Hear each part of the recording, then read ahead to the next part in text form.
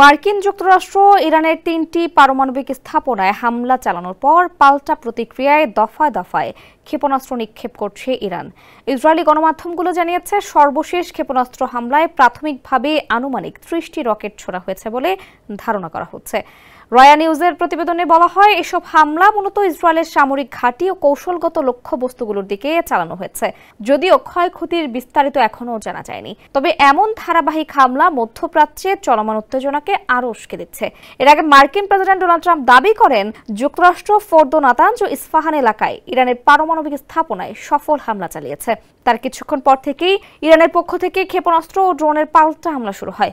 ওয়ালটন আবারো মিলিয়নিয়ার অফারে ওয়ালটন ফ্রিজ কিনে আপনিও হয়ে যেতে পারেন মিলিয়নিয়ার।